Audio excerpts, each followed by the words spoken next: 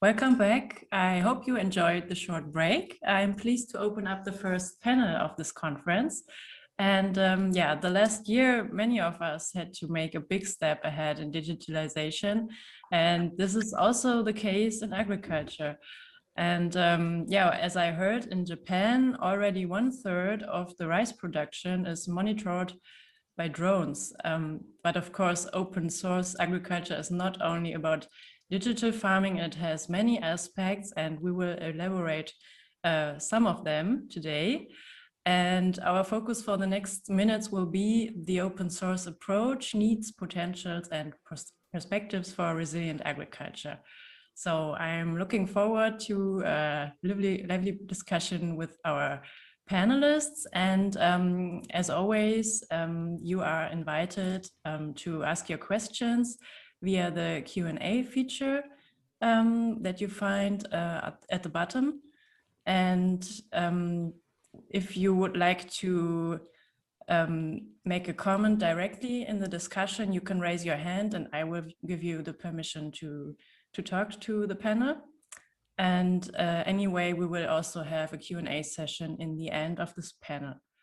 So yeah, and be aware that we will record all the sessions. So if you speak up, you will be at the recording.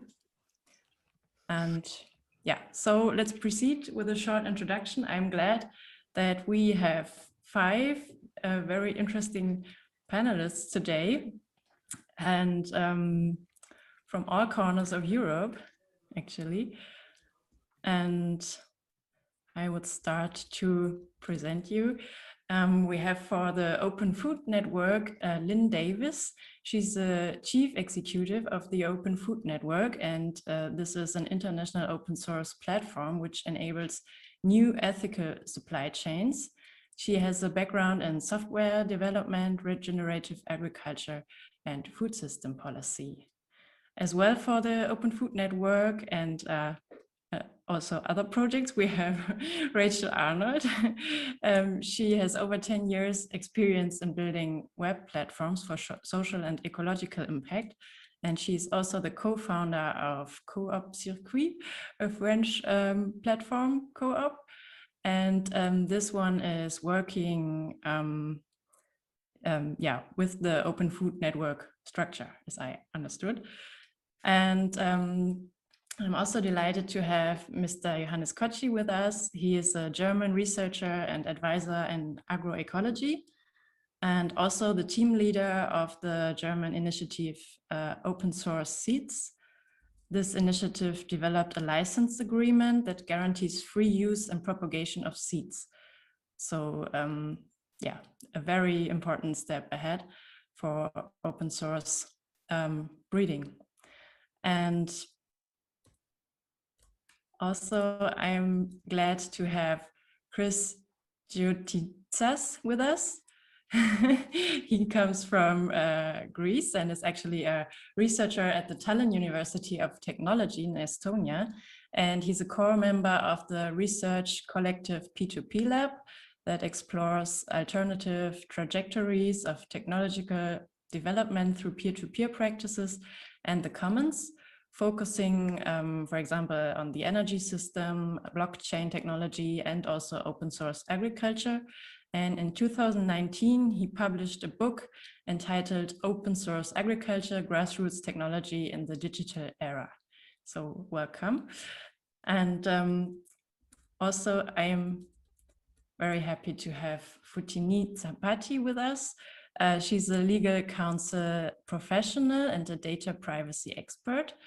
And she is supporting the Global Open Data for Agriculture and Nutrition initiative, that is in short GODAN. And there she is working on the ethical and legal aspects of open data.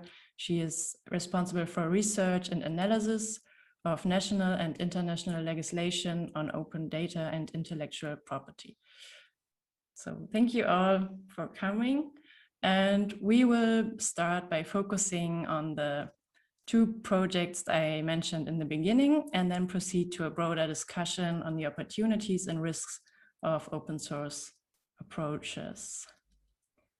So yeah, that would be the moment to start your presentation for the Open Food Network.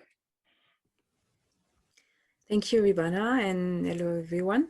Thank you very much for your introduction, and we are really happy to be here and be able to present what we do and have this discussion. So I will just shortly share my screen, and I hope everything works. So yes, so I'm Rachel. I'm based in France, and together with Lynne today, who is based in the UK, we are going to present to you the Open Food Network. So really quickly, what we are going to talk about is really around short food chain systems. So I think this has been already mentioned a couple of times during the World Conference, but maybe some of you are part of a buying group, a CSA, a community supported agriculture system, and each of these type of buying and distribution organization are often need some solution to work. And these solution can be tools, but also knowledges. And therefore, we saw the need in creating a network that can be able to sustain such type of distribution. And building this network led us to actually 3 kinds of activities. The first one is we are building a learning community. So everything we are finding out locally when building short food chain systems, we are documenting it and sharing it under Creative Commons licenses. So it ranges from everything concerning business model and how to distribute in short food chain system to legal knowledge, and also just good practices around, all right, we are now having a worldwide pandemic, and how can we distribute food in these conditions without having to leave everything to supermarkets and large distribution systems. This is one of the main activities. The second main activity we have is that in order to help short food chain and producers, organization that sells through this type of market, actually sell products, we are building a open source marketplace that helps people having an online platform to showcase their product and help eaters finding their products and buying from them. This platform is published under an IGPL license. I think we are going to talk a bit more later on licenses. So this is why we are mentioning it. And lastly, as I mentioned, we are really building something and working towards having short food chain becoming more of a norm and being able to scale. And this is what really we are looking for. And in order to do that, we have discovered some blockers, especially on how data is shared and across different tools. So in order to sell your product in a short food chain system, you need to have a marketplace for sure, but maybe also an accountability tool. Maybe you have some logistics also involved. Maybe you want to deliver some food to some people who cannot move and come to pickup places, etc., etc. So there are a lot of tools and information that needs to be shared in order for a short food chain to become successful. So in order to do that effectively, we incubated a initiative called the Data Food Consortium, whose aim is to build an interoperability standard. So I think, I'm sorry, I always have trouble to say that word. We are going back to this later, but this is a topic really important to us. And as always, we also build this under open source licenses, so we have as many contributions as possible. So just to finish our presentation, I often say we, and as I mentioned, we are two people today, one from the UK and another one from France, but actually behind the Open4 network is actually now a network that is spanning around, I think, across around 20 countries, something like this. So everything we do is brought to you by contributors from all over the world. And thanks to the power of open source licenses, we are able to help various projects from various backgrounds to start and find a community to help them out. I think this is basically answering the 3 questions. Ribana, are you okay with that introduction? Yeah, thank you. Maybe we can elaborate a bit further. Yeah, maybe which difficulties were you facing at the beginning, and were there corporations that helped you to make your way? Lynne, maybe you want, yes, go on. Okay. I mean, yes, of course, we were facing challenges every step of the way, because these things are hard, but also incredibly rewarding. Yeah, I think like it was quite, the project definitely came from a bottom up type approach. Like in the early days, a number of us around the world. So it started in Australia with a research project from our founders, Kirsten and Serenity, traveling around trying to understand the needs of short supply chains in Australia. At about the same time, there are different groups of us in the UK, each running our own independent short supply chain systems, food hubs that kind of aggregated local producers. And we were putting lots of energy into maintaining our own software, realizing that it was just never going to pay for itself if you had one collective of people trying to build a whole software system. So we started joining forces in the UK and kind of tried to start co-creating our solution. We linked with the groups in Australia. So the whole thing has been built off this kind of collaborative approach of creating a commons. And instead of everyone trying to build their own software systems, this like incredibly expensive ongoing cost for a short supply chain group, we every step of the way have decided and figured out how to pool resources. And of course, that's really challenging because across the world, there are different tax systems, different legal systems, different currencies and languages, and invoices need to be different. It's incredibly challenging to try and prioritize how you build a tool that tries and works for as many places so we can really benefit from these commons. But that's the adventure that we're on. Yeah, thank you. So would you describe your biggest success is that the network exists, or is there is there something special you would like to mention? I mean, we did talk about this beforehand, Rochelle and I, and this is what I said, the biggest success is that we are running and we are doing this thing. Yeah, and I think just this kind of, I think every time we kind of, because growing in this way in a leaderless organization with all these different groups coming from around the world, every step of the way we have to rework our processes and think about how we do things as we expand our community. And I think every time we get through a new hurdle of making our processes work in a new way feels like a massive success to me. I don't know whether you want to add something else, Rochelle. No, perfect. Yeah, thank you. That was a great introduction. We will come back to what you mentioned later. And now I would like to, talk to Mr. Kotschi or Johannes about the open source seeds. So at first, I'm interested in your personal motivation before you started, which particular needs did you identify, and yeah, which brought you to your actual mission?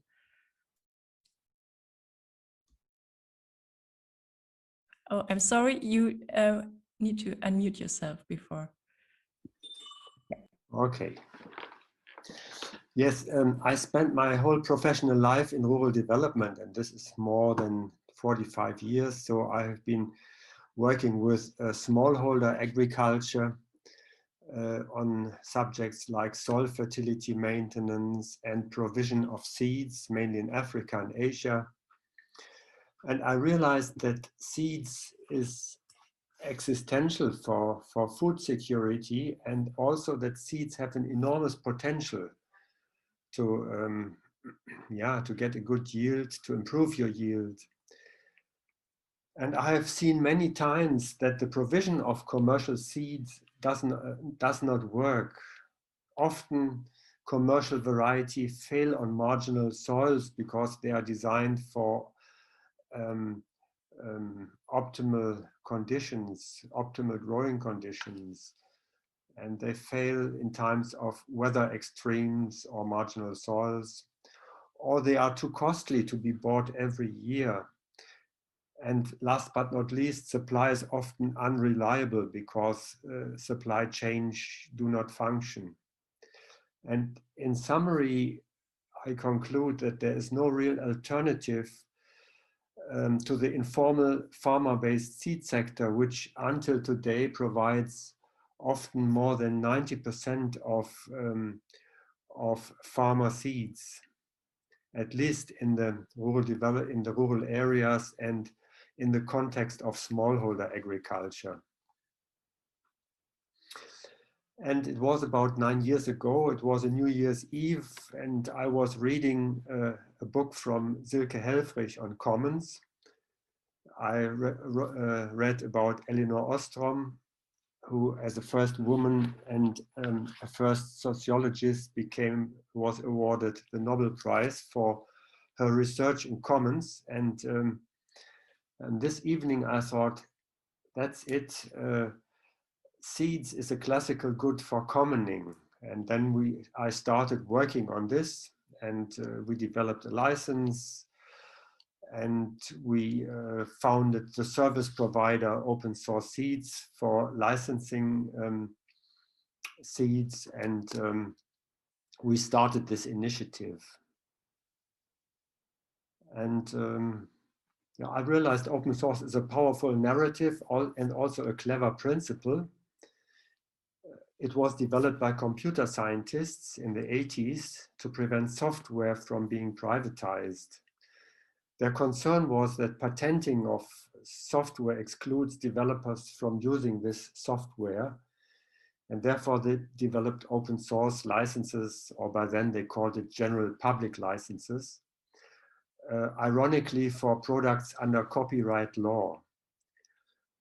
And we are using this open source principle to protect seeds as commons in times of unprecedented market concentration. You may be aware that 3 international companies, chemical companies, control more than 2/3 of the global commercial seed markets. And open source has 3 rules, which is also the core of the license. Anyone may freely use open source seed.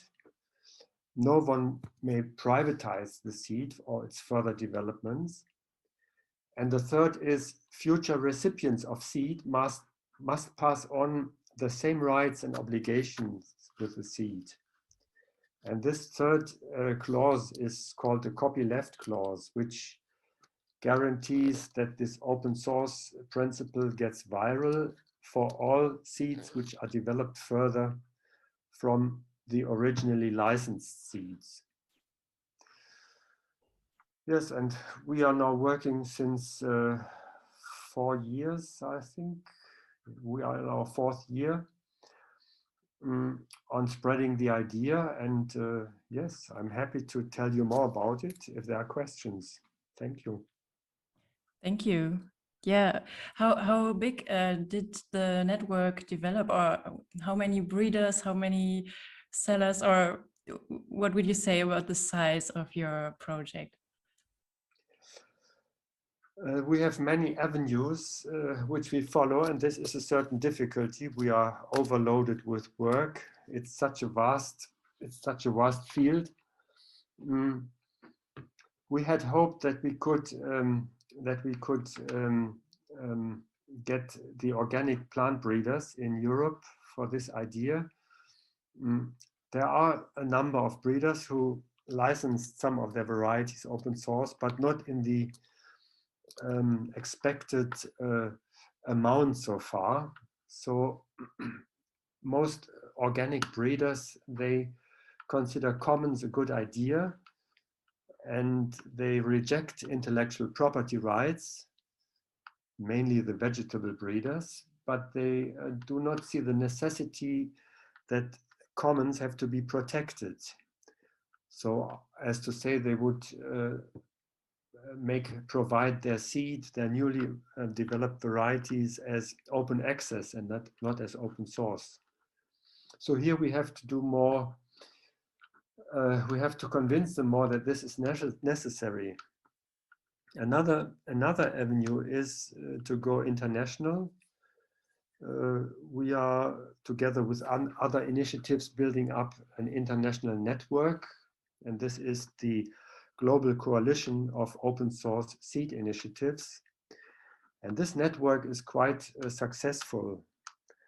And we have first requests from African seed NGOs who want to use the license for their work with farmers and in their promotion of their open informal seed systems. And this is quite a success story, I would say. Yeah, thank you. That sounds great. I think we will come back also later to the details of the licenses. And I would like to encourage everyone listening to ask your questions whenever you have the feeling you would like to dig deeper into some topic. And yeah, now I would like to ask Chris about the definition of open source agriculture. I think you wrote a book that was very much dealing with all the topics related to open source agriculture. So maybe you can give us an insight about the different terms that are related to open source. We heard a bit about it, but maybe we can get a bit deeper into it. Sure. Well, a pretty nice definition was already given. So open source is something, it starts from software as a term, though I would say that the values that it represents have been around for most of the species' existence, rather than the whole. And what it represents is a denial of an artificial scarcity of boundaries around the knowledge and information and access to, as when it was, as Dr. Johannes just previously mentioned, it came about as a resistance to software enclosures. Though I would say that for farmers, it has been pretty much the denial of artificial boundaries. It has pretty much been the history of farming, and seeds were something that were not limited in the past, but in the process of the development of the current system, which we call capitalism, all kinds of enclosures have been creeping about. So I guess that at least as far as seeds are concerned, it's sort of like an existential threat. So I do believe that the work that they're doing is absolutely necessary in protecting those varieties and that capacity for genes, for seeds and varieties that are open and able to survive in a potential collapse of the current system. But anyway, to get back to the matter of open source and open access and free open source and Creative Commons and copyleft, etc., I would say that depending on where it's applied, it sort of takes a form of its own, but the common element that pretty much binds the ubiquitous use of the term open source is that denial of artificial scarcity and restrictions. So if we're talking about agriculture, then we tackle a variety of sectors and themes. Either that will be access to seeds or technological infrastructure, either that would be data, or even as Lynne and Rachel, I'm not pronouncing that well. Anyway, so even with regards to access to systems and the necessary infrastructure for food to get to people, it represents an openness and a lack of barriers. So I would say that open source agriculture sort of represent the union of various, let's say, social movements. That is open source software and hardware coming into it, the peasant movements coming into it, and then the various movements around, or either you call it agroecology, organic, you name it. It's everything that has to do with the earth and sustainability and regenerative practices. All of those things come together into forming a unified front against current practices, I would say. And I won't speak any more because I'm taking too much time probably. Thank you so much. So now I would like to ask Foteini about your experience. You are focusing on global open data for agriculture and nutrition. What exactly is your goal? Yeah. Hello, everyone. First of all, thank you for having me to this interesting panel session. I must confess that it's a little bit technical to me, open source in general, but nevertheless, it's definitely linked with the work that we are doing at Godden. So what we are doing project is to look what are the ethical and legal aspects around open data in agriculture, meaning what are the data rights, definitions around data ownership, access and who can claim that really owns data in agriculture, what is considered agricultural data, what is considered personal data or non-personal data, how can we advance and have a sustainable agriculture with the use of open data, and implementation of open data policies. This is what I'm doing with this project. How can we raise awareness and empower smallholder farmers that Dr. Johannes mentioned earlier, that he's working very closely with them. We are doing the same. We are focusing mostly on smallholder farmers, but not only on smallholder farmers, but in general with the different stakeholders that they are involved in the food value chain. And the scope is to have an open dialogue and a cultural shift, I would say, around these topics. How can we achieve, as I mentioned, sustainable agriculture with open data? How can we have transparency and trust between the different stakeholders for advancing agriculture with the help of technology, of digitalization that you mentioned at the beginning, Ribana. So this is what we are doing. We have developed at Godin an agriculture toolkit on codes of conduct. I can mention that following our discussions. I think it's very, very interesting to be mentioned, but you can arrange and Okay. tell us what you would like to talk about furthermore. Yeah, thank you. Yeah, my question would now be, how can farmers benefit from such a network? Could you name a few examples? What exactly is happening? Well, with the use of technology, first of all, farmers can increase their income through the services that they get with the applications. They can increase their productivity and profitability.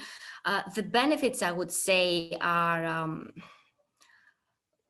well known, I would say in theory, but not in practice so much for smallholder farmers, because in many cases farmers are giving their data, but they are not receiving back the benefits of the services that agribusinesses provide or could provide to them. So that's a gap there. So as I mentioned, the technology is here, but we need to bridge this gap between farmers and the different stakeholders. Okay, thank you very much. Maybe we can now step into our discussion. This question is for all of you. Regarding the increasing challenges of the climate crisis, how could open source and open data provide new and fast solutions? Yeah.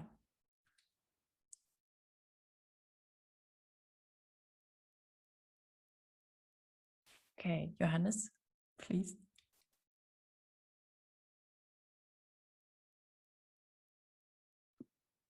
I think here the argument is of utmost importance, and this is diversity, genetic diversity. If we have such a market concentration, as I mentioned, that 3 companies control more than 2/3 of the commercial seed sector, this is a very disturbing development, because such companies, they concentrate on a few crops and they produce a few high-performing varieties, and they concentrate on areas which are most profitable. So this is the opposite of diversity, what we are aiming for. What we need is a large range of crops to be used and to be also bred for commercial use. And we need a large range of varieties for different ecological situations. And for this, we need a large range of breeders with different breeding objectives and different initiatives. And the consolidated seed sector cannot supply this diversity. And with open source, we create access to the seed. It's not free of cost, but it's an access which is guaranteed, which allows everybody to do breeding. So I would say that the diversity which is created by by open source solution is the main thing to cope with climate change and other future challenges. Thank you.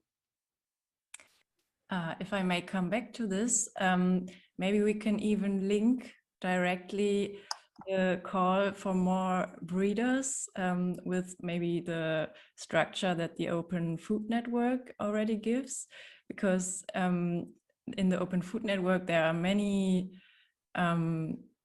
producers that are also producing organically, not always, I know, but do you think there are synergies that in the digital landscape we can also find answers to local breeding strategies. So this would be kind of a synergy.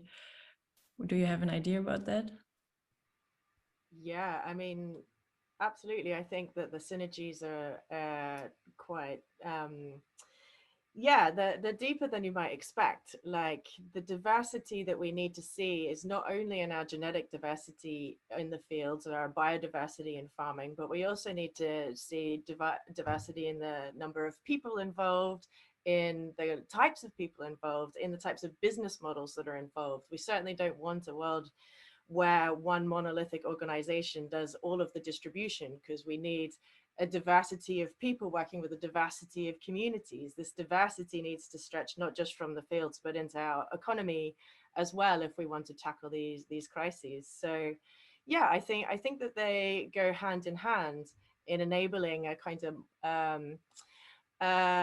more opportunities for much more vibrancy to come about. And I think this, you know, like one of the things that comes about when you start to have more diversity on farms is that instead of having giant single crop yields, you know, once a year, you'll actually have much smaller crop yields throughout the year.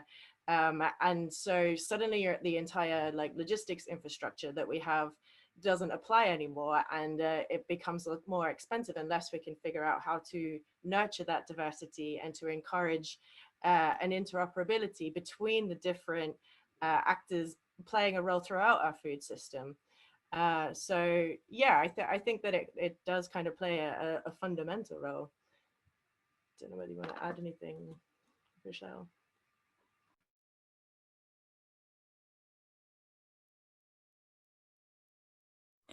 Thank you. Okay. I would also like to know that, yeah, we see a lot of small structures in agriculture, in peasant agriculture, and they require a lot of labor. So could it be a future perspective to integrate open source robotics, for example, in agroecology and small scale farming? Do you see a link there?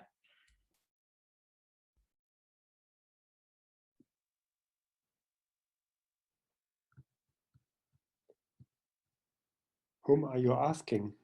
Oh, I'm sorry. I'm asking all of you because I think it's such a broad expertise in this room. So, but I think Chris is already raising the hand. So, yeah, I would prefer if you sort of address people because I wasn't actually aware how it would operate. So yeah, thank my you. opinion in this subject, and my primary interest lies on the technology itself that comes through that specific framework. And I would say that robotics and automation could perhaps play a role in all this, though through my work I have interacted with a lot of farmers that are engaging in small scale agriculture, and I would say that not a lot of them are particularly excited with the perspective of having robotics applied there. And I would say that it can play a role when it actually helps mitigate repetitive and tedious tasks in agriculture, though removing the factor of human interacting with the soil is not particularly appealing to me, I would say. So it could play a role through a specific balance, though I see that open source technology can have a very strong impact in alleviating the burden of small scale agriculture without actually having to get to the point of robotics, just by creating a big global pool of knowledge and information and design, and having localized, adaptable, and cheaper production of tools can actually provide a lot of positive tools for farmers to make their lives easier. So it's sort of a mixed bag for me, I would say. Thank you. Foteini? Yeah, just following what Chris mentioned, in many cases,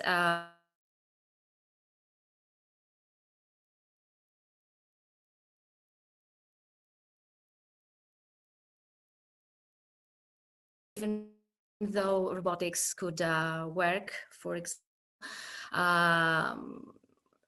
in developing countries, in Africa, for example, they don't really have so much the access to these technologies, to these applications, or even having a mobile phone.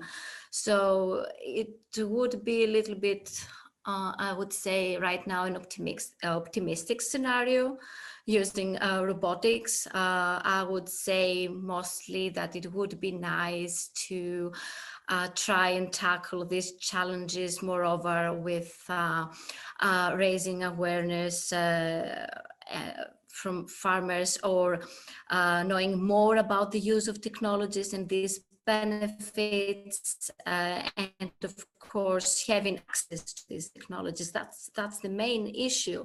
Maybe the use of robotics could work. Probably they're using in many countries robotics, maybe in the USA, but still I would say the focus should also be in developing countries as well. Thank you. I think we have the first question from the audience. So what kind of support do you request from governments? More regulation or funding of open source projects? And yeah, in this way, in this case, I cannot address anyone. I think it's, yeah, the first who likes.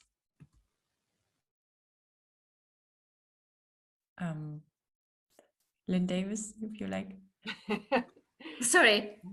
Sure, yeah. Well, I think, I mean, certainly there's a role for regulatory floors when it comes to a transition to agroecological or sustainable farming systems. You know, we have, we're exploiting the planet at a ridiculous rate. There's an absurd amount of inputs going into the land that are ending up in the oceans. You know, like we do need regulatory floors there. And I think when it comes to open source technology, I think there is a role for public money to be invested in public code. That makes a lot of sense to me. I think also, you know, like investment, not just in the code itself, but in data standards, ontologies, semantic frameworks that mean that this open code that's developed is not just kind of isolated in a silo and can only solve one problem, but can actually work as an ecosystem of solutions that we can openly see and collaborate and work on together. So I think both of those things would be absolutely great. But of course, we've also got to fund, you know, healthcare systems and everything else. Bring on modern monetary theory. Yeah, Rachel, would you add on this? Yeah, sorry, I raised my hand before seeing that Lynne raised hers as well. I think she said it really well in a nutshell. There is still an important amount of money that goes to proprietary software today. So I think this at least should be reduced or stopped, because it's funding tools and knowledge that might be lost at some point. And it's really a shame that our public money is used for that. Johannes? Yes, I think open source does not mean that things are free of cost. I mean, developing a variety is a very costly exercise, and this is the main constraint, for instance, in organic plant breeding, that the funds are very limited. And I think not only the private sector, also not only society as a whole, but also governments are obliged to finance plant breeding. And not only for open source, but for organic plant breeding in general. And the interesting thing is that the old model of financing plant breeding does not work if you go for diversity. Royalties from intellectual property rights, the classical business model, do not work anymore, because the area under cultivation of an organic variety is too small if we take the diversity argument really serious. And large-scale production based on a few cultivars contradicts the aim of diversity in organic farming. And in addition, organic plant breeders consider their cultivars a commons and reject IPR. And therefore, new business models have to be found, and society as a whole is asked for one side. And on the other side, I think governments are requested to subsidize or to pay for plant breeding, because plant breeding is, I would say, it's a measure of infrastructure development. We want to have varieties which maintain ecosystems for clean water, clear air, for species diversity maintenance, and all this is part of breeding. And therefore, I think plant breeding has to be at least in part subsidized by governments, and complemented, of course, by market mechanisms, for instance, including the food value chain in financing plant breeding.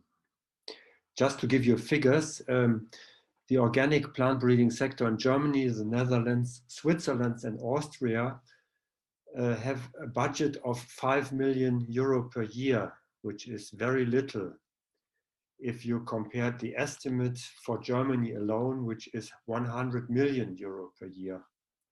So there's a large deficit in funding of breeding.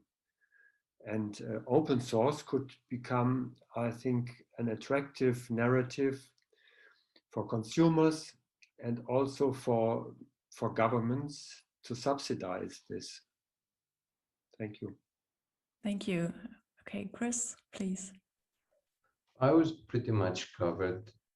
Indeed, there are massive subsidies, and the regulatory frameworks across the globe are actually supporting incumbent systems. So, of course, a lot of those funds and a lot of those legal frameworks need to be adapted and redirected towards structures that actually promote sustainability and the common good.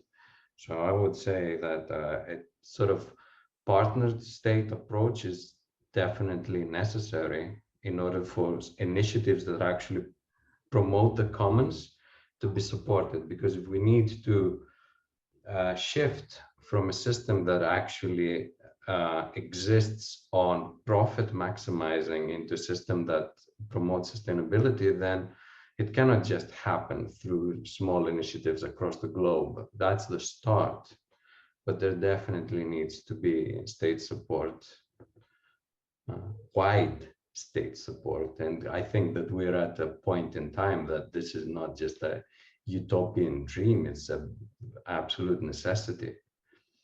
Yeah. Thank you. Yeah, no, we are already quite deep in the topic and in the demands that we have. Maybe we can focus on the financing system you already have.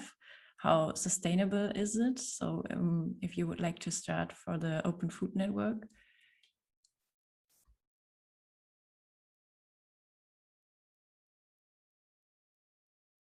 Rachel, could you elaborate on the financing mechanism you have?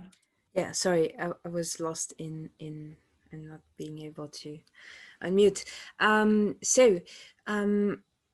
We have so far a financing model that is really based on what we call an instance. So an instance so far is a country, a representative of a country within the Open Food Network.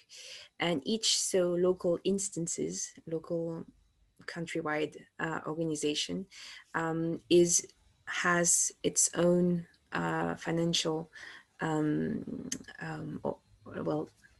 strategy, I would say, but we require each local instances to give back to the Open Food International initiative for one main reason is that in order to as we are really building everything with not so much budget so far. We are really looking at mutualizing everything we do.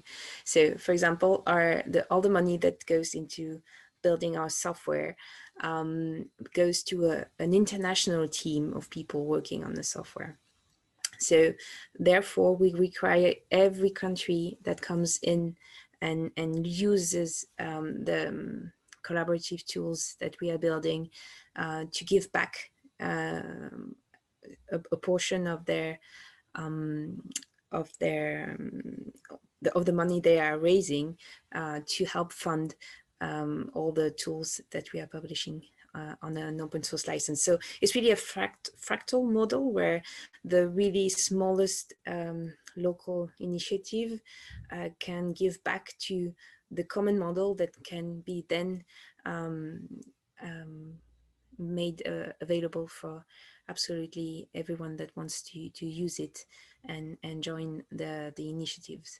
And so just to give you an example of what it is done locally, we have lots of course, subsidies that have helped fund local country and helped start the movement. But also now each country has, for the services that they're providing to farmers and short food chain initiative, have built their own business model. So for example, in France, this is why I'm part of a cooperative called Kotschi, which is a cooperative that is running the service of the Open Food Network platform for people in France. It's a cooperative that farmers and short food chain organization can join, so they can be the owner of the cooperative that is providing them the software. And there are other and equivalent initiatives in other countries, non-profit association, and so on and so on. And each time the business model is a bit the same. It's basically we ask people to contribute a portion of the sales they are making on the platform towards the initiative that brought them the platform. And usually it's between 1 or 2% of the sales, depending on the local country and how people can contribute. So yeah, it's really a fractal model. So different layers are contributing as much as they can and as much as it's fair to them to contribute. Thank you. And Johannes, I saw you were also elaborating a paper on different financial options for your open source breeding approach. Could you give us an introduction to the options? Okay, I just sent you a link on this paper.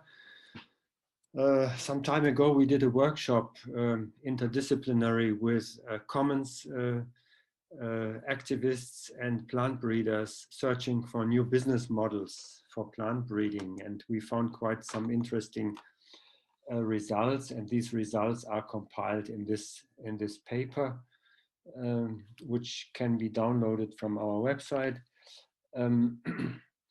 Maybe, I mean, we have developed lots of ideas, but one idea which is at present intensively discussed. It's not our idea, but it's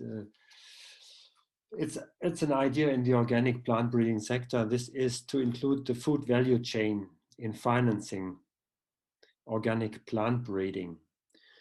And everybody agrees that this is necessary, that society as a whole has to finance breeding, not only the farmers alone. But nobody really knows how to achieve a commitment by all stakeholders, by traders, by processors, by seed producers, by retailers. And we propose the introduction of a label which is indicating that the food you are buying is from an organic bred open source variety. This would be one proposal, and with such a label, all stakeholders could be included in such a mechanism. And it is estimated that approximately 25 million euro could be generated for plant breeding per year. There are other ideas which I would not go into detail now. I just want to say there are answers to financing open source seeds. And we have to make clear open source is not for free. It's not free beer. It's free access. It's access. The access is unimpeded, but open source is costs something, and producing seed is a commercial activity which has to be paid for. Thank you. Thank you. There's another question in the chat that goes about how can open source knowledge pass across language borders? How can we avoid that it will benefit also small language groups, for example? I think the person wanted to say, how can we achieve that it will benefit small language groups? Yeah, and I had quite a different question, but I was also thinking about how is open software developed and what are the processes behind it? Where is the platform where people exchange about what is needed and who will benefit? So I would like to know about that. Chris, do you know about that a bit more? I would say that Lynne and Rachel are probably more familiar with that topic, so all right, let them speak perhaps. Yeah, so Lynne, yeah, I would be interested in your view. All right, Rochelle, we're going to have to do this together. It's a big topic. Maybe there's two parts, because there's the language part and the process part. They do intertwine actually. But the language part, I think, like every project ever, language barriers are incredibly difficult. I was involved with La Via Campesina International Union of Peasant Farmers for many years, and going to their conferences, there is a whole team of simultaneous translators and everyone's got a radio in your ear, and this is the kind of investment it needs to organize on a global scale without language barriers. So we struggle with it, but the Open Food Network, our main language is English, which is an unfortunate power structure of the world. But our platform itself is translated into I think there's now like 40 odd language files within our translation processes. So creating code that uses a translation tag and then reference it against different languages is a very possible thing. But organizing around that in many different languages with the quality of access, you'd think it would be easier because Google Translate's getting better and better, but still it's incredibly hard. Maybe I'll pass to you, Rochelle, to talk about processes. Yes, thank you. And so the link between the two is on the processes, it definitely involves a lot of meetings. And it's different to contribute to something using a translator or a written exercise than going on a call and speaking a language that is not your mother tongue in order to, for example, express your needs and hope they are going to be translated into something that you will be able to use. And this is definitely a challenge because, well, I'm taking the French hat. You will not find a lot of farmers that are speaking English in France for sure. So okay, that's out. How do we work? We have each country actually has a very solid, what we call a support team. Basically, someone that you can call them or email them, and they will help you on the problem that you're stuck with. So this is usually a team that is really a local team that will speak the language. And this together with, I would say, a more of a design approach of trying to understand what are the needs and the problems. So before people pick up their phone, just trying to understand what they are doing, which is also locally driven, is all feeding well, not a higher process, but at least an English-led process that is driven by the international team at the Open Food Network, help us to understand what is the biggest priorities to work on and how we could work on them, what is the solution we will provide. And each, well, layer is kind of feeding themselves until we are able to provide something that works. But of course, there are, well, many unknowns. First, because in an ideal world, we would have strong team, local team in each country, being able to really have this design approach and really a large design level.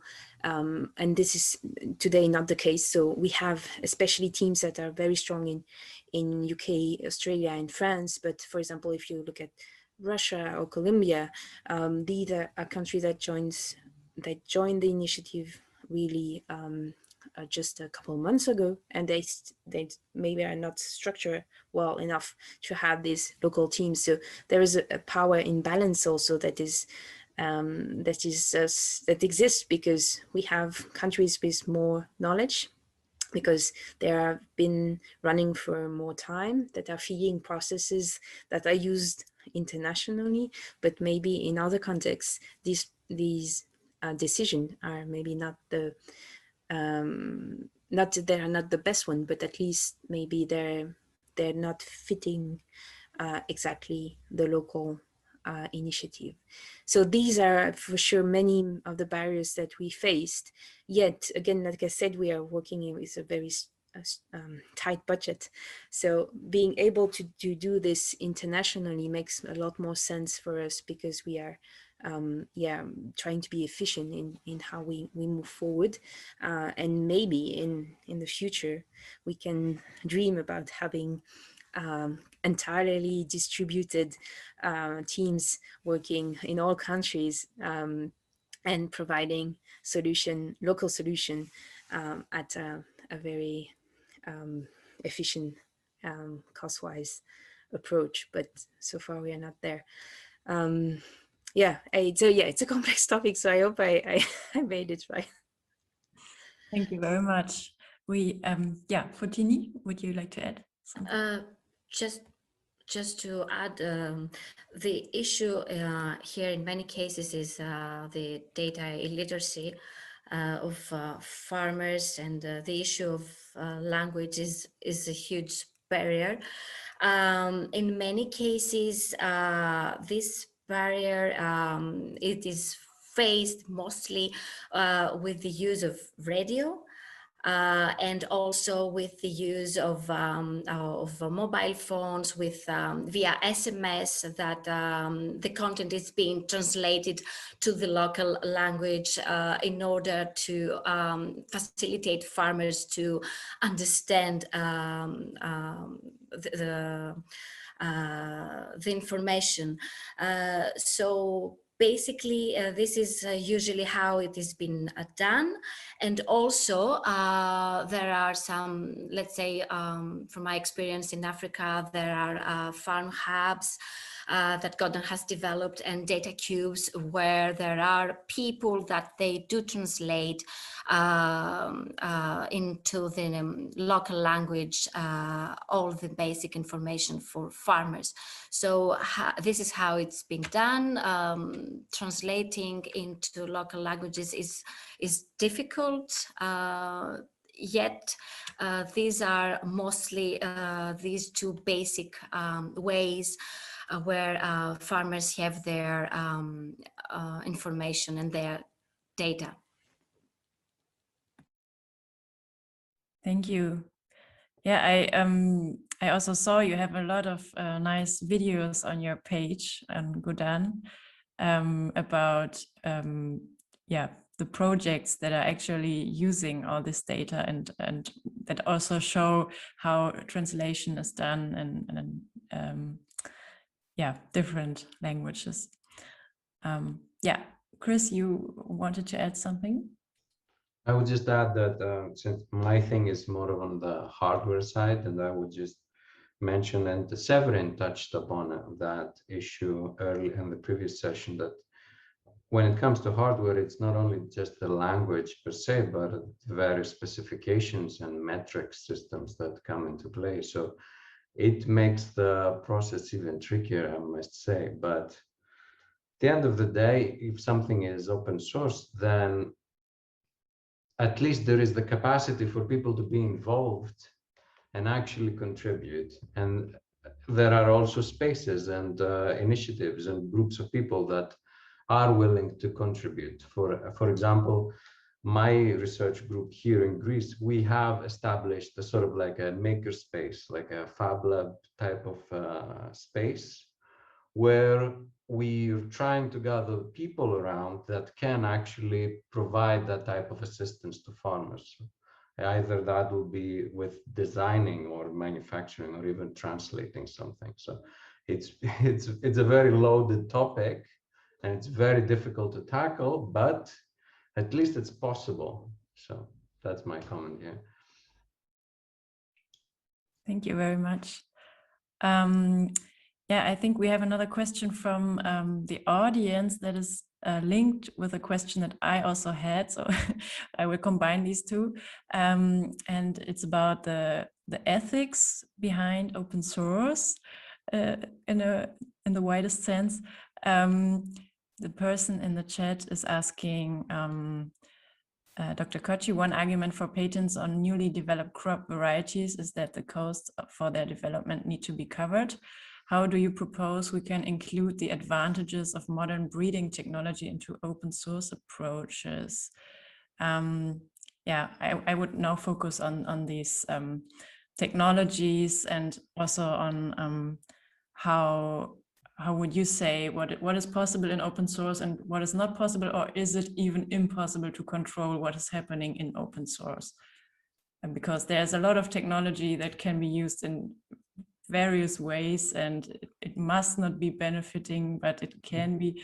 So are you, yeah, if you like to start, Johannes, we can talk about the breeding at first and then go on in general.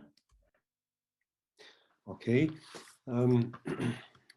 I would plead for organic plant breeding, and I would share the view that genetic engineering is not necessary and or even excluded.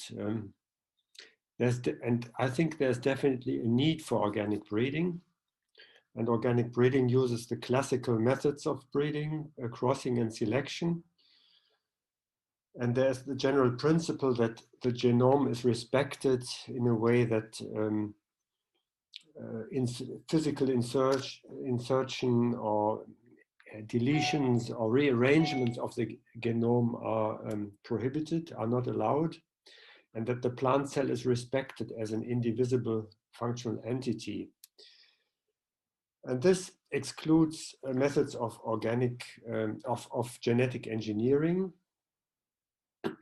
And furthermore, a key objective is to increase genetic diversity. And if we come now to financing, I would agree that genetic engineering will probably rely on patenting, on patents, on intellectual property rights. And this, for me, is a strong argument in favor of open source, because society, at least today, does not want genetic engineering. So I would say open source is an indirect tool to exclude genetic engineering, not fully, but mainly. And I would not know of any better strategy to constrain or to exclude genetic engineering. So I would say what we cannot get from intellectual property rights is what we do not need. We do not need GMOs, and therefore we do not need intellectual property rights. Maybe it's a too simple answer, but this would be my answer. Thank you. Yeah, to follow up on this, I was also thinking about indoor farming and all these things like aquaponic that are new techniques that could be very beneficial in an ecological way, but they are not actually the standard organic version of yeah, the usage of plants, I would say. So could you think of open source breeding for indoor farming? Would this be a yeah, an option for you under your open source seeds? Yeah, you are asking me, are you?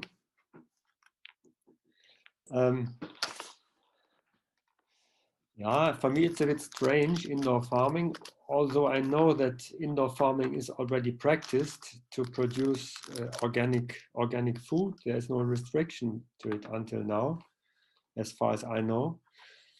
And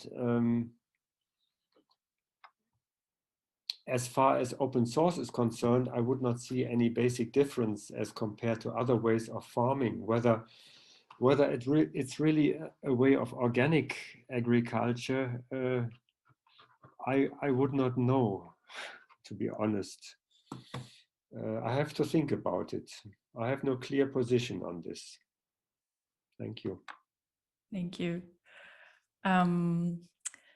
Yeah, so if you would like to add about the ethical restraints or ideas about open source, for example, the Open Food Network, do you think yeah, all that is happening in your network has to be organic, or what are your thoughts about that?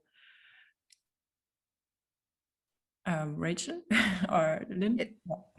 Yes, I can start, and Lynne, please interrupt me if I'm saying bad things. But basically, what we value alongside our processes is really transparency first, I would say. Of course, what brings people together in the Open Food Network are a set of values that we all share, and within these values we can find values that are touching the quality of the products we are consuming. But that does not mean that, for example, you have to have the organic label to join the Open Food Network. This kind of decision, we put them at the level of actually the organization that is going to sell product with our tools. So this organization, this producer, this farmer, and so on, will decide if their set of criteria is to do fully organic or fully local under 100 kilometers and so on. At the global level, at least, we are not enforcing any decision like this upon the members or the people that are going to use our tool. Is really something that is for the lowest level in our organization. And that makes also a lot more sense because there is a variety of products, a variety of cases. We cannot decide for everyone on what's the correct way. Yeah, I don't know, Lynne, if you want to add something. Yeah, maybe just briefly, like so we follow a principle of subsidiarity, and we very much put food sovereignty as a principle at the core of what we do. So we definitely decide that, you know, it's not up to us for, say, you know, different people in different circumstances will just have different things that they need to do. A farmer on a bit of land that is very rich in, you know, peat or something and can't do any plowing, would not necessarily benefit from doing organic agriculture in that place, because a lot of organics requires a lot of plowing. It might be more agroecologically sound to do a different kind of agriculture there. Or a community in central London, maybe like an Afro-Caribbean community, it's not up to us to say that they should only have local food from within 100 miles, because actually they, you know, will choose to eat culturally appropriate food, and that is absolutely the way that it needs to be. So yeah, we don't put these prescriptive ideas, but our tools are optimized for short supply chains. And so if you are like a huge arable farmer with huge inputs, you're not going to find our tool useful. And that's the design approach that we've taken. We build tools that work for the kinds of food systems that are agroecological and community driven.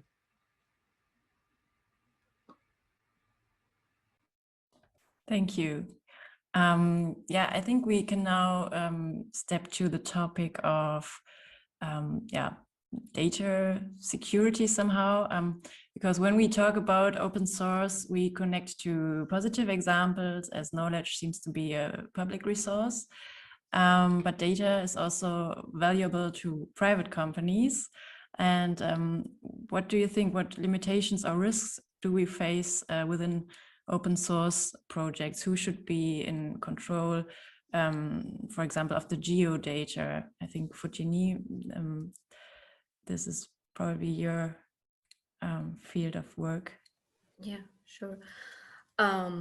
Well, first of all, we need to mention that not all data should be open, because there are exactly restrictions, and these restrictions has to do with privacy, with confidential information, like you mentioned that some companies have developed some kind of technology. So there are IP rights that should be considered.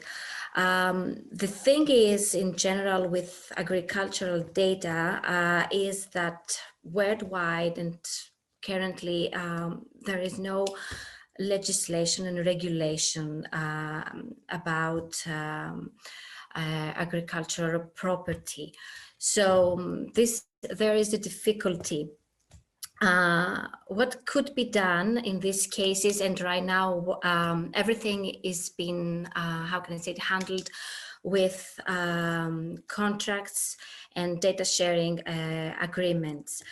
Another way of dealing these issues is to develop guidelines and codes of conduct to deal with these ethical issues around data security and data protection. For example, as I mentioned at the beginning, Gordon has developed an online toolkit around codes of conduct that concerns agricultural data. This toolkit is about 17 clauses around definitions, around data ownership, around confidentiality, around consent, data rights, who is the data originator, the right, for example, of data portability. These issues that I think most of us in the agricultural sector face all these challenges. So what this toolkit does is to inform about the terms and conditions within a contract. For example, what a farmer should know when negotiates with an agribusiness. It's a first step to engage the stakeholders, the different stakeholders, into an open dialogue to deal with these challenges and these topics. I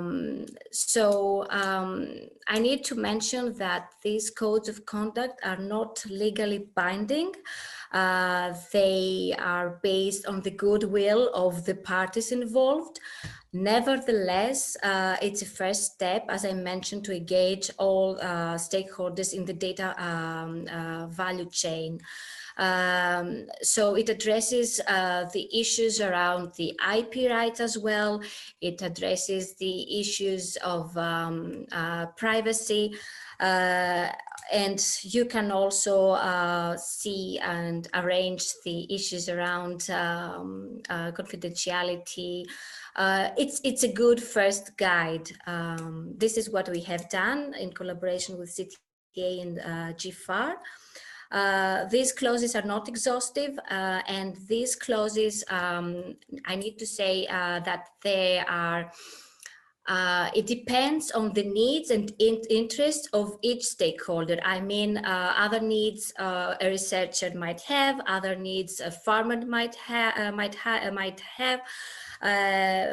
but the goal is to develop these guidelines so these farm data could be governed more transparently and in a more fair and responsible way. Thank you. I would like to dig deeper into the topic of the open source community. As far as I understood, it's also often based on voluntary work. And what do you think about the maintenance of security from volunteers, and B, the sustainability of volunteer work? Chris, could you answer to that, or is it more a question to the Open Food Network? Are we still talking about data or the overall contributions of people? And because you said security, you mentioned security. Yes, security in the case of data, yes, because the volunteer work might not cover all the risks that might arise from certain products. All right. Well, perhaps they are better to address that, but I would say that typically open source software, if we're talking about software, is pretty safe, and you don't often hear about the security gaps that you find in proprietary software like Windows or even Apple. So in terms of that, I can't speak too much about it, but I would say that I would only comment on the sustainability of people contributing in these types of projects. It is precarious, of course, and it's pretty difficult, and hybrid methods of financing for people to continue contributing are emerging. There are several, but it's still pretty difficult. So I would go back to the topic of having government support in this, because it's absolutely necessary, because this, whatever output there is, either that's software or hardware or data, or, well, maybe not data, but even seeds, it is commons. So it is there for everyone. So it should be a priority when it comes to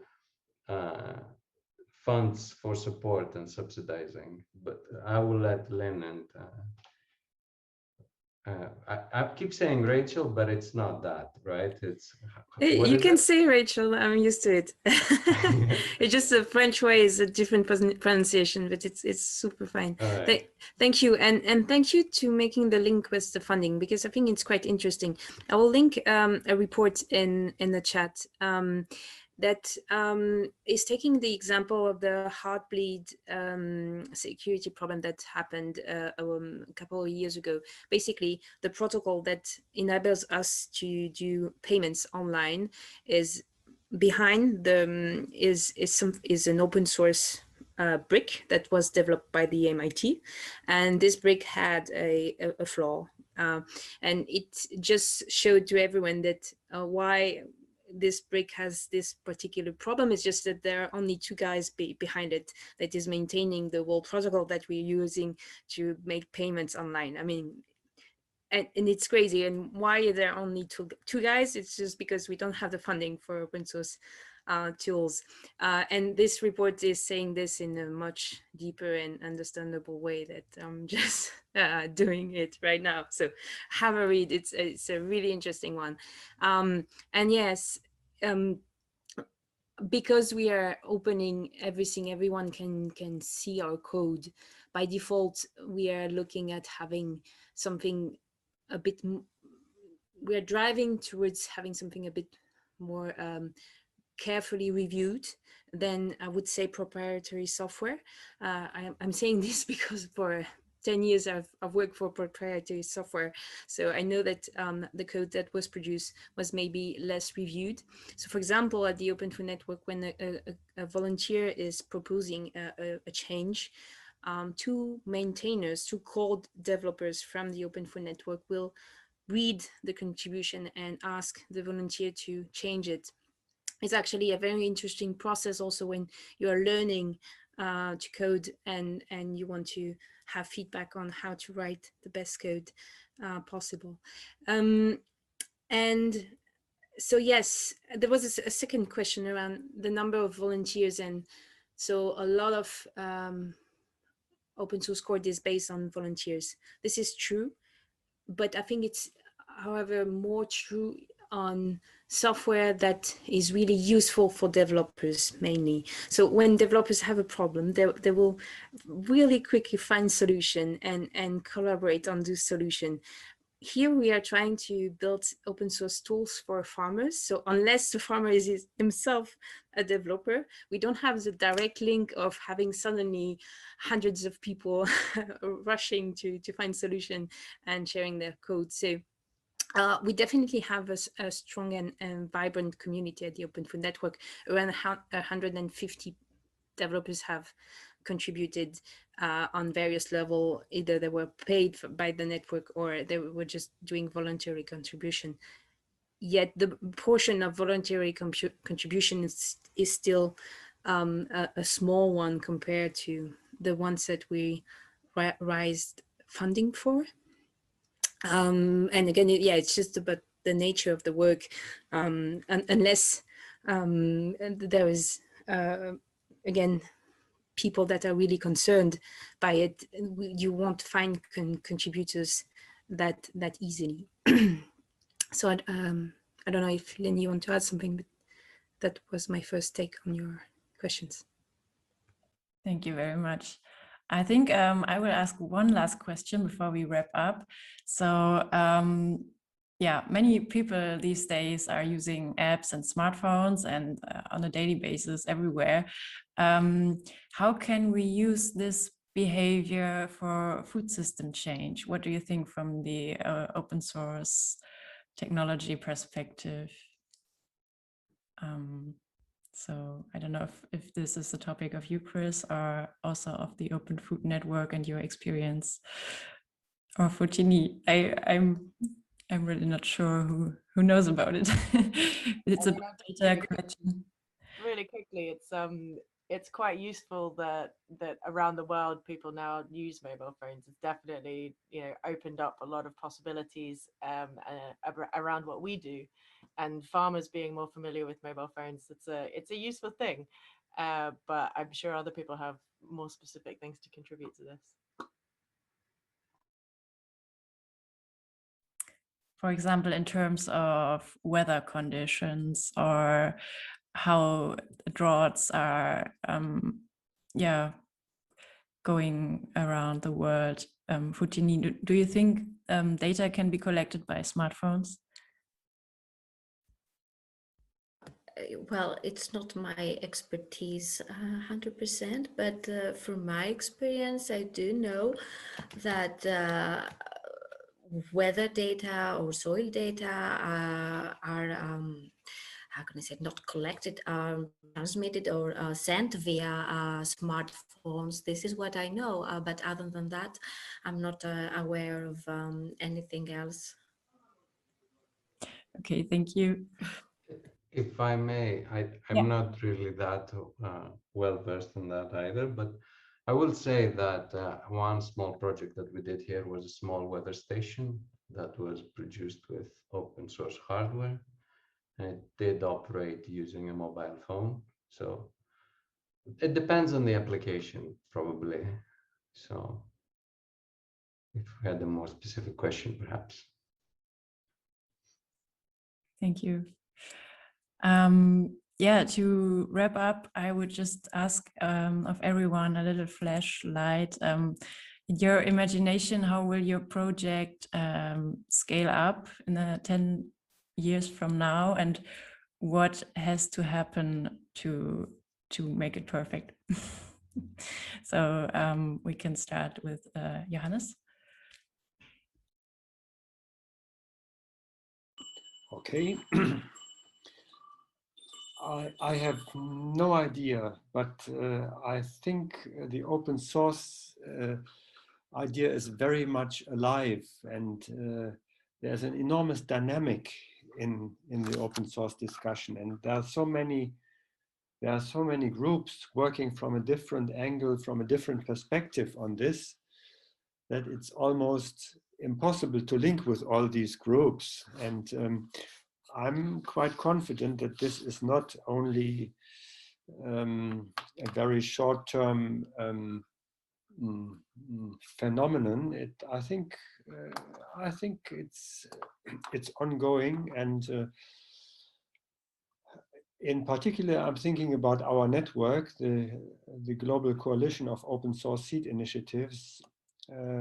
More and more small NGOs are joining from different levels. So it's not only interdisciplinary, it's also transdisciplinary, researchers and practitioners. I can only say I'm quite confident that this open source movement has momentum and will get more momentum. Thank you. Thank you. So, Foteini, would you like to go on? Yeah, sure.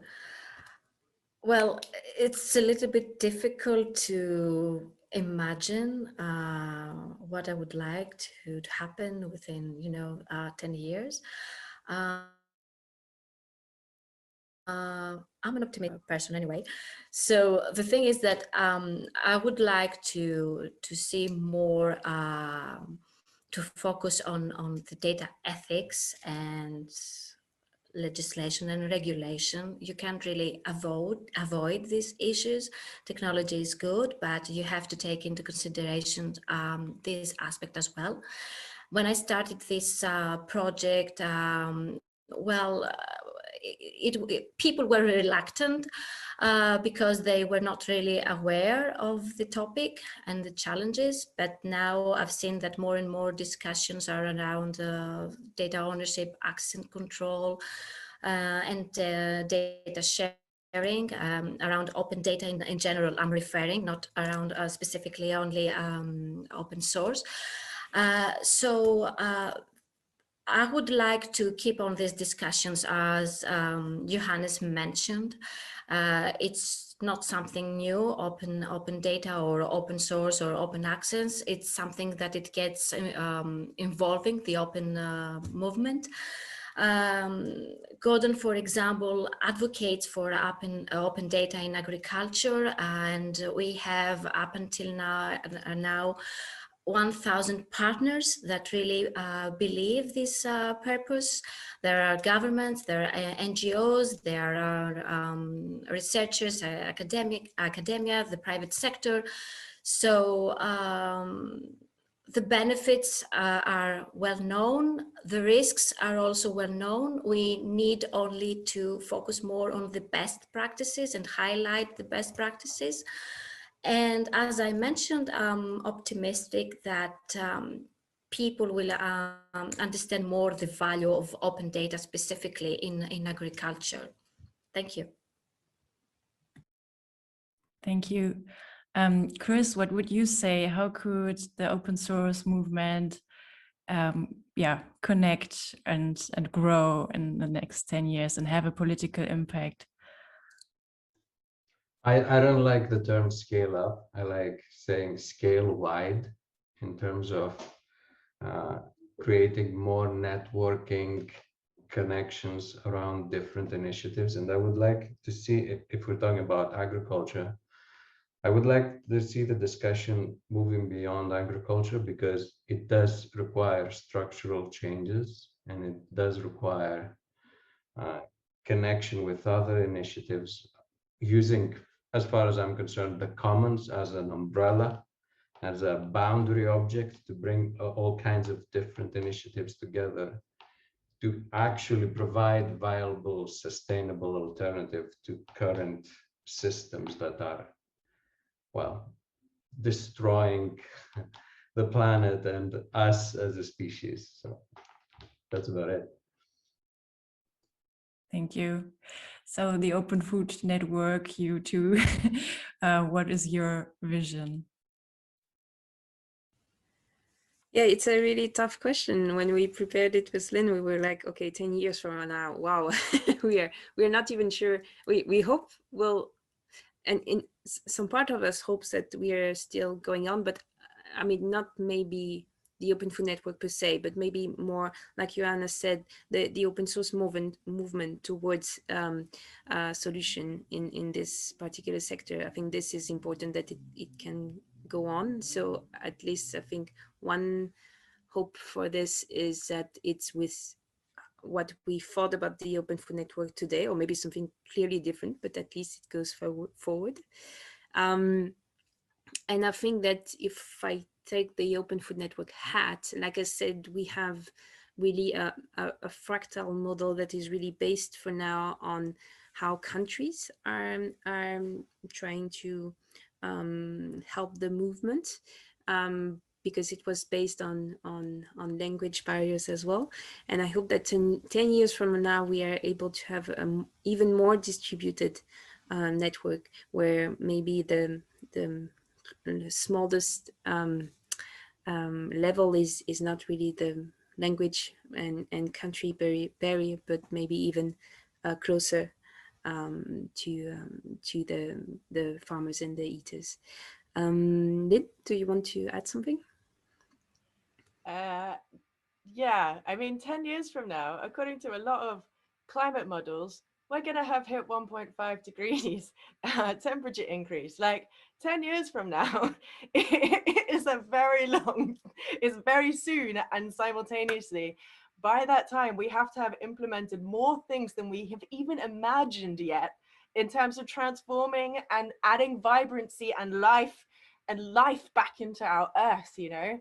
10 years from now, we have to do more than we can possibly imagine. So I hope that every single thing we're already thinking here has come true much, much closer than 10 years from now, because that should be beyond the scope of what we can even imagine. That's how fast we have to move. And yet, you know, 10 years ago was nothing. Gosh, I remember 10 years ago like it was yesterday. So yeah, good luck to us all. We got a lot to do. Wonderful. Yeah, absolutely. Thank you. So I think this was really, a good word for our ending. And I think what we have to keep in mind is the public funding that is really important for open source agriculture and open source in general. So thank you for your precious contributions, for this complex discussion with so many different perspectives and projects. And I think, it was really enriching to have you. So thank you very much. And have a good day. Thank you. Thank Bye. you. Bye. Thanks. Bye. Bye.